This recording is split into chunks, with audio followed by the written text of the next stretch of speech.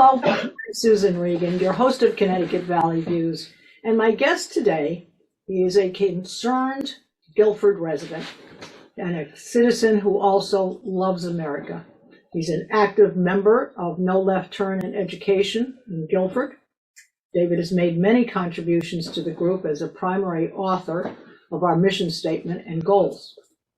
He's also a primary contributor to Guilford's CRT presentation on 6/24/21. He's a co-author of No Left Turn position statement on the 31st on 2022, and he is also involved in curricular equity audit, which was submitted on 2/24/2022. He is a primary author of our No Left Turn response letter to attacks made against us at the May 5th, actually May 9th, Guilford BOE meeting. He's a producer of the No Left Turn videos entitled Just the Facts, School Safety and Parental Rights, which were presented at the Guilford Community Center on 10/28/2022 and are available on YouTube. He's a member of the Guilford RTC and worked on the campaign for Rich DiNardo for the 98th District in the state of Connecticut. And also a delegate to the Connecticut Republican Convention in May of 2022. And in full disclosure, basically actively worked for the nomination of myself for Connecticut's governor in 2022. No quid pro quo here. He submitted and had published numerous letters to the editor in our local papers. His name is David Holman, and I'm pleased to have him back as my guest again. And my first question to you, David, welcome back to Connecticut Valley Views. Takeaways from the November election. Well, thanks, Susan. It's good to be back. I'm a big fan of yours. Yeah, it was quite interesting in the election. It was really the second time I got involved in politics. The first time was in 2021 when in Guilford we ran a slate of 5 candidates for the Board of Education, and we had succeeded in ousting the incumbent Republicans on the Board of Education at the Republican caucus. They all primaried us. We beat them 3-1 in the primary, but we got beat in the election. So that was first go around. We didn't know what we were doing, but we gained a lot of knowledge. So yeah, I got involved with trying to help Rich DiNardo, who was running for the 98th state representative seat. Was running against a woman named Maura Rader, who was on the Guilford Board of Education, and she won 2-1 also. There wasn't much different in the percentage vote totals between 2021 and 2022. But Rich tried to, he was getting a lot of pressure from the Republican State Central, who told him to modify his message, and he did modify it. So do you think that hurt him then? I think so. I think so. I had suggested to him that he send out some letters to certain groups in Guilford. One of the groups was people who did not vote in the 2021 local elections for the Board of Education. Now, Guilford had the biggest turnout in the state during that election. It was 60%. That's interesting. I think the state averaged 30%, but we had 60% turnout. So there was a lot of interest in the issue of critical race theory being taught in schools. So one of the groups I told him to reach out to were people who did not vote in that election, and there were about 7,000 people in Guilford voters that did not vote in that election, out of a total of about 17,000 registered voters. And in fact, in this past election, his election, there was about the same number of people who didn't vote. So I wanted him to reach out to that population much as Trump did when he got elected, um, with a message that I hear you, I will work for you, and I made up a pledge, a Rich DiNardo pledge with 13 things that these people could identify with, but he didn't go with it. And then I told him to reach out to parents in town to tell them that his first bill that he would sponsor in office would be a parental bill of rights, a transparency bill of rights. And he didn't go with that either. And then the third population were seniors who were getting killed. Their 401ks were getting killed. The price of everything is going up. He did eventually send that letter out right at the end of the campaign, but he watered down the message. So I think we could have done a better job. I think Bob Stefanowski could have done a better job. For instance, he thought he took the issue of abortion right off the table by saying there was no difference between him and Lamont. But that was the issue that they killed him on. That they still attacked him even though he did that. So by modifying the message, I don't think it helped anything. And if I was running the campaign, I would have advised both of them differently. I do believe your commentary on State Central and perhaps even the Republican chair.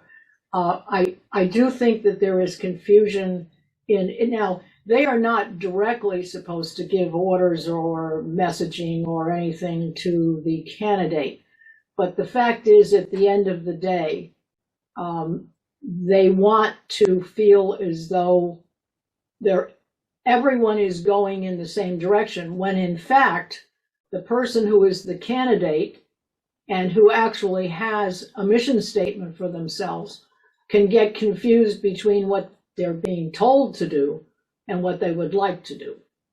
And this is where I believe the Republican Party falls down. There is not clear leadership, not unified messaging, and there are too many cooks in the kitchen. I think that these things should be discussed and agreed to up front, and then they should go with it.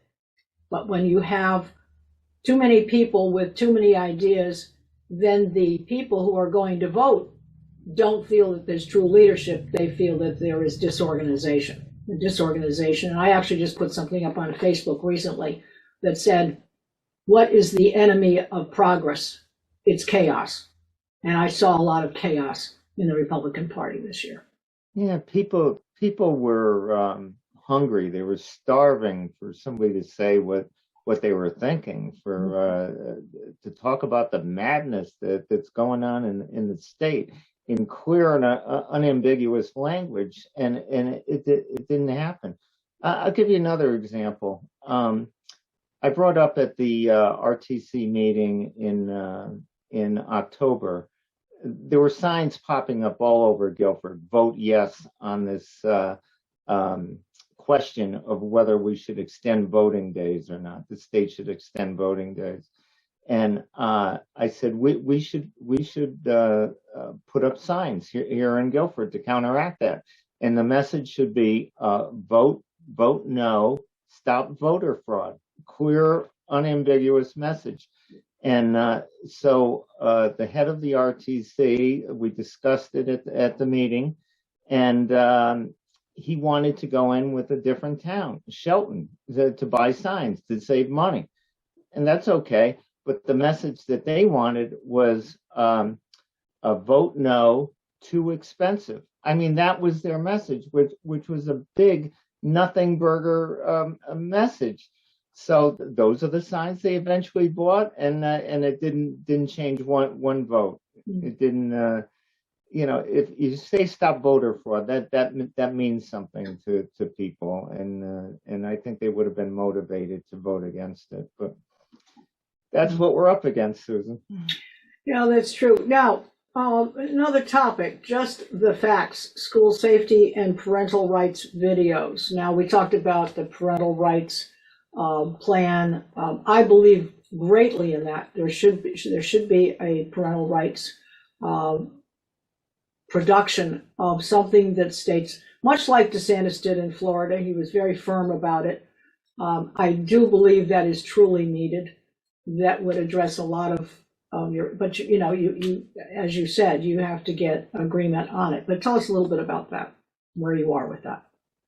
Well, we put on this this video presentation. We didn't want it to be overtly political, but in my mind, I wanted it to come out just before the election so that it would change minds, that people would vote against the Democrats. And what it was just the facts. We had video clips from Board of Education meetings of the superintendent, of members of the board in their own words. They all said, say in print that we're not teaching CRT in Guilford Public Schools, but quite clearly they were, and these video presentations brought that out. We also had clips of all the consultants that they have hired, the authors of the books that they gave out to teachers in Guilford, and quite clearly they're all on the same page. They're all teaching CRT. It was a very powerful presentation. Unfortunately, it wasn't very well attended. I was just going to ask you that. I was going to say how many people attended. Yeah. Maybe 75 people attended, but it wasn't nearly enough. Last year, in 2021, we put on a presentation about critical race theory, and that one was well attended. We had maybe 300 people at that one. We had Channel 8 News, Channel 30 News, Fox News. There was print media there. There was also protesters. There was like 75 protesters outside. So we made national news. It got our candidates onto Fox and Friends in the morning. We were written up in National Review. And I was hoping that this latest Just the Facts presentation would be similar, but it wasn't. In fact, we didn't hear one word from the other side, which meant we were right on the mark. We were right on the mark, but it didn't get the coverage that I hoped, unfortunately. Mm-hmm. But people can go to our No Left Turn Guilford.org website, click on news, and then they can watch this video. And I recommend everybody does this because this is happening in your town too. You just don't know it. I would agree with you. We have actually pursued, and I'll be quite candid in saying, we went to the superintendent of Granby, which of course is where we live. We spoke to him. He was very open. He's very transparent.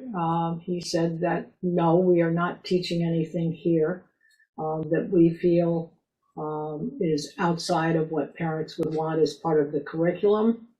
But I still have the feeling that there are in many ways. Now, at some point, you're going to talk about library books and so forth. And we've also checked our library, too, to see what books are available. We haven't seen anything specifically, but I just get this feeling that there is a bit of a camel's nose under the tent.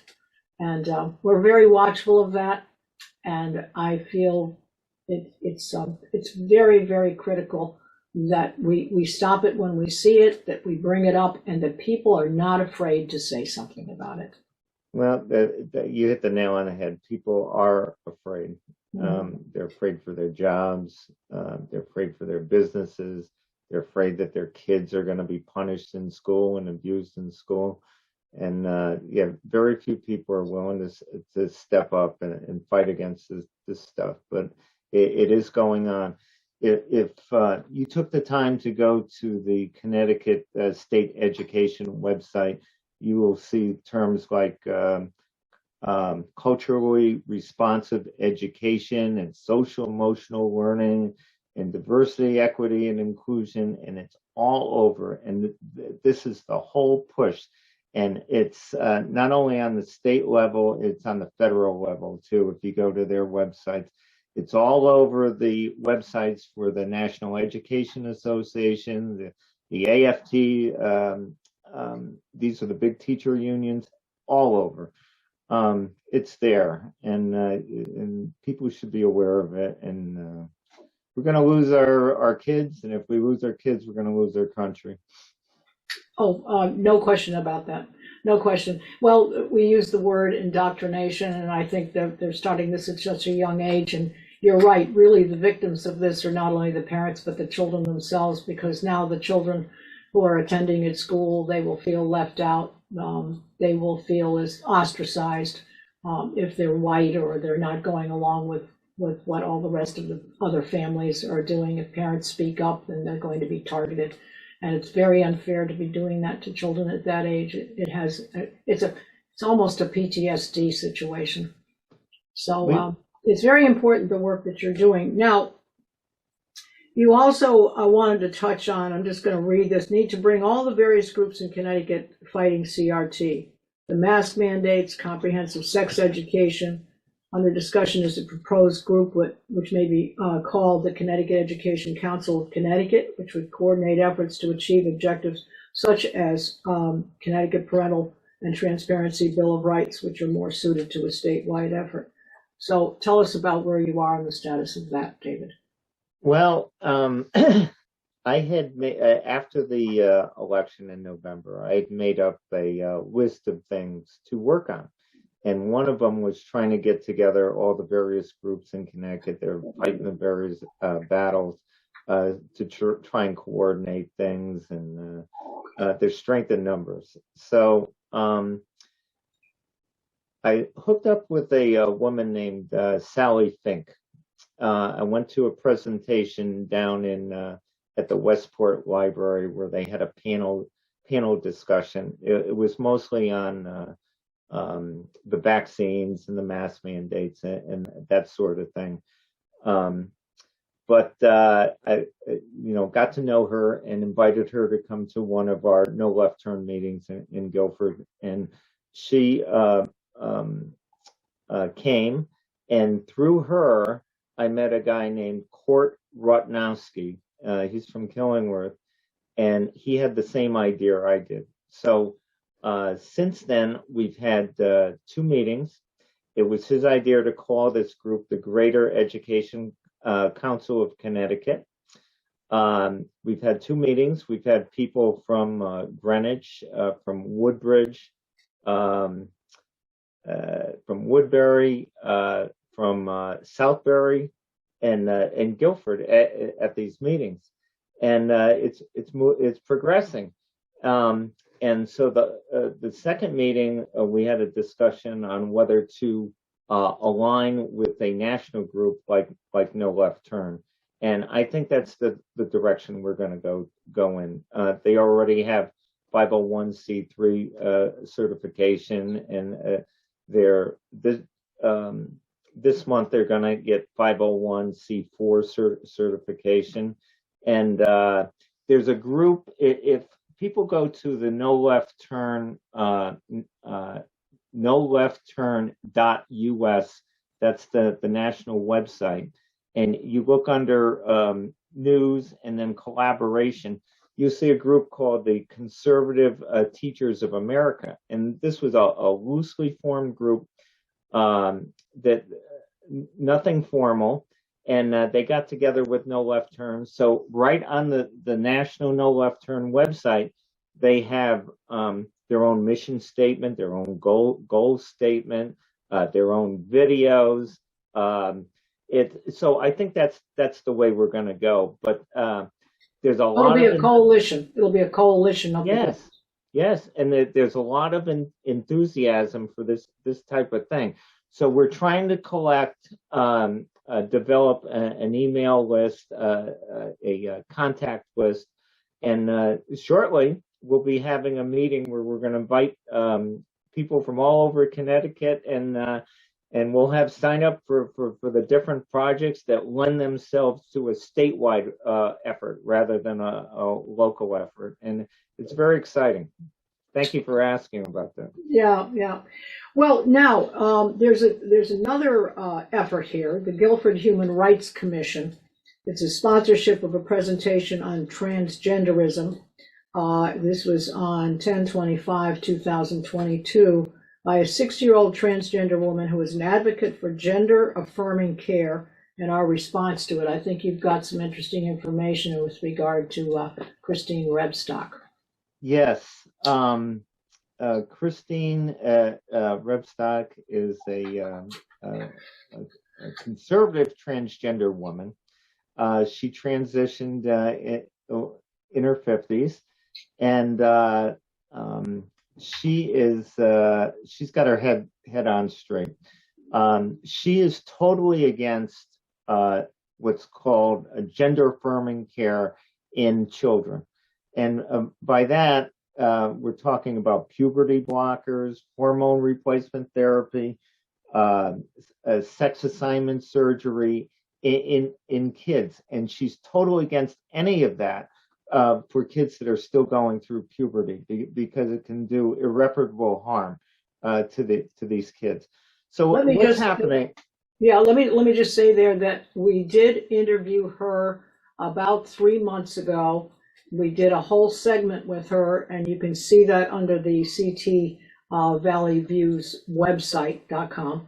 And her whole thing is there, and she explains very clearly exactly what her issues are with it and some of the things that can be done to interject, I guess, therapy for the situation, if you will. So people can refer to that. But please, David, go ahead.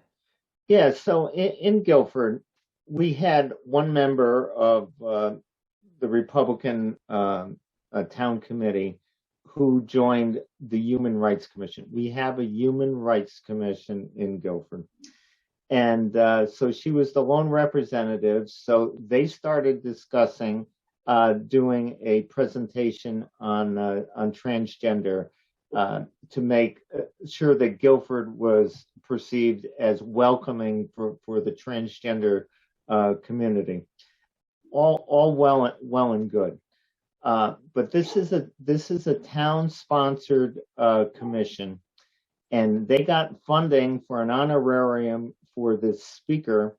Her name is Jillian Celentano. She also transitioned in her 60s, but she, unlike Christine, she is a total advocate for gender affirming care in kids. In fact, she calls it a life-saving treatment for these kids. So they got funding for this honorarium from a place called the Guilford Foundation. And just recently at the last Board of Finance meeting in Guilford, they talked about giving the Guilford Foundation $500,000 of ARPA money, which is COVID money, for them to give out to nonprofits as they see fit. So I just wrote a letter to the Guilford Courier, a local paper, where I said, "Is this where we want our ARPA money going?" It is truly unbelievable. And so I've been trying to hook the Guilford Human Rights Commission up with Christine Rebstock, and they just sent me an email where they said we wouldn't want any talk about puberty blockers or hormone replacement therapy. And so I sent them a video of this other Jillian Celentano doing her speech, which she's given several times around Connecticut, where she talks about that, because she talks about the transition process. So if you're going to use this money and you're a town sponsored organization, you need to present both sides of the issue, and there are two sides to this issue. I totally agree. All right, we as usual we're having a really good time talking, and the time's going by quickly. Let's talk a little bit about, you're also interested in preserving voter integrity and to stop the effort in mail-in ballots and voting early and so forth. Yeah, this is if we don't stop this, we're going to end up being Arizona or Nevada or or California, and we'll never be able to get to change things through the election process. So this is all madness. What they want to do, mail-in ballots are nothing but an invitation for voter fraud. In fact, we mentioned Rich DiNardo before, who's a campaign I worked on. He said that there was 465. We sent out a mailer. That mailer I told you we sent out to the seniors in town about their 401ks and stuff. When we sent out this mailer, there were 465 addresses, which we got from the town clerk in town. The mailing addresses of Republican voters that came back as being undeliverable. So here are 465 people on the voting rolls that are not at those addresses. Now imagine if the letters went out and somebody got those and just filled them out. That's voter fraud. Absolutely. And that's probably just the tip of the iceberg, Susan. So, this is something that I anticipate working on through this Greater Education Council of Connecticut as an issue that we can work on it as a statewide effort, because people need to be educated on this. In fact, that's the key to totally agree. Yeah, that's the key to everything: educating and exposing. That's what we have to do. Transparency, and truthfulness will win you trust. Yeah. And it really is imperative. Now, you've got a lot of very good programs going, David, and I just want to mention to our viewers, David does not have any children, so this is a man who is very dedicated to these programs, and even though he does not have, let's say, vested interest in this, he wants to make sure that things are going to work well for the generations going forward, because they will ultimately be our leaders. So in order to do this and to keep people informed, and we will also put out more press releases on this show, and we hope you will distribute amongst the people that you know our segment today. But I want to give some websites here: www.noleftturnguilford.org, also nolefttturn.us, which David mentioned, and his email address is dave@DANDE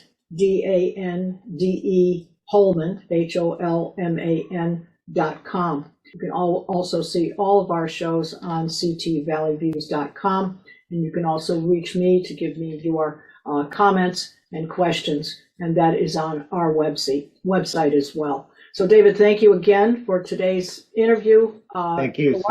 Delighted to spend time with you. You're a great fellow and a great citizen, and as we said, you love America. I do, and thank you for everything you're doing.